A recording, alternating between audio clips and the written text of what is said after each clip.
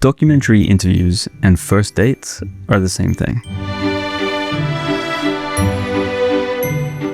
What I mean is, if you go on a first date and treat it like a fact-finding mission, you just grill this poor person with questions, you're ticking boxes, you're trying to extract information, you're going to have a terrible time, and so are they. And documentary interviews are no different. If you're just there to get answers, to fill your timeline with sound bites, the person you're talking to will feel like they're being strip-mined for content. But if you approach it like you're genuinely trying to connect with another human being, the whole dynamic changes.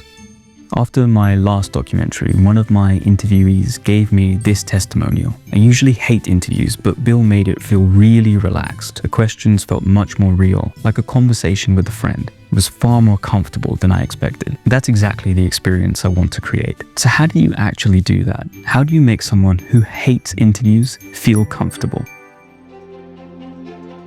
For me, it comes down to 4 things. Do they feel cared for? Do they feel valued? Do they feel respected? And do they feel like you're genuinely excited to talk to them? You want your interviewee to feel like they're the only person in the room. The first distinction to understand is the difference between the subject of your interview and the person you're interviewing. They're related, but they're not the same. Where interviews can go wrong is when you fixate on the subject matter, and it is a mistake that I have made. One of the worst interviews I have ever done came from trying to understand the subject during the interview rather than understanding the person. I was interviewing a quantum physicist and got completely bogged down in the technical details, essentially asking, but why? But why? But why? Over and over for an hour until eventually we gave up and he asked me not to post the video. And I think what happened there was I fixated on the subject matter instead of trying to understand the man behind the quantum mechanics. The result was exhausting for both of us. I was constantly doubting my next question because I didn't understand his answers, and he was losing confidence because I didn't understand his answers. And that's the key thing about interviews. You're not filming a lecture. Yes, context matters. Yes, details matter. But your job is to understand the person. How do they feel?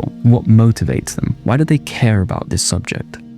An interview is a collaborative social experience. You're there to chat. It's not an interrogation. So how do you make it feel collaborative? If you're interviewing someone who isn't used to being on camera, who might be quite nervous, you've got to think about it from their perspective. They are stressing about what you'll ask, how they'll sound, and how they'll look. They don't want to feel foolish. And when someone is stuck in their head like that, it's very hard for them to relax. So a good thing to do is just share your process with them. I like to tell people up front the direction of the interview, not my specific questions, because I don't want them to mentally rehearse their answers, but I do tell them what I'm hoping to understand, and that gives them a context. Another thing that I think is really important is from the moment you meet your person, way before a camera is involved, be conversational. Ask about their day, their work, what they had for breakfast, what TV shows they're watching. Just get to know them as a person. And also talk about yourself. If they're nervous, the last thing they need is to feel like there's a spotlight on them. So share the burden of conversation.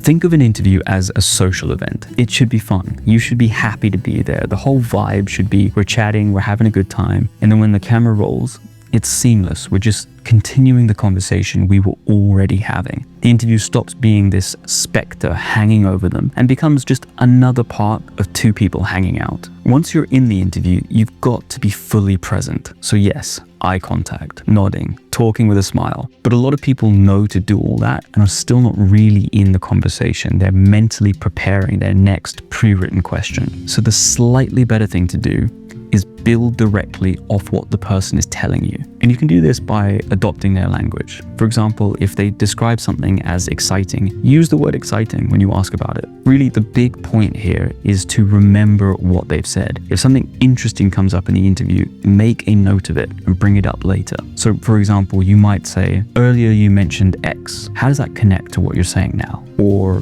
when you said X, that reminded me of Y. If someone's nervous about sharing their story, little things like that are huge. It's reassuring, it's validating, it tells them they're being understood and that you're working with them to build their story. Once you're fully present, You're building on what they're saying. You need to listen for the emotional layer of the conversation. That's where documentary interviews get really good. This is fundamentally what I missed in that quantum interview. But the person who gave me the good testimonial, this is what I got right. So I was interviewing a marine biologist about ecological collapse along the California coast. And we were talking about the technical details, the science, exploding urchin populations and dying kelp forests. But because I was present and chatting and enjoying the conversation, I could see where her head was at. And I asked, "Do you have nightmares about urchin barrens?" I have nightmares about everything related to ocean health. And her reaction was so personable and lovely. Not because it was a clever question, but because it gave her permission to talk about what was already there emotionally. That's something you really want to look for when interviewing. You always want to give people space to express how they feel. And when you give someone that chance, they'll feel valued. Being good at interviews is really just being good at conversation. When you genuinely care, when you're present, and when you're listening for the emotional layer, people will feel it and they can tell immediately if you're faking it. So you kind of have to actually care. But if you do, they will be way more comfortable.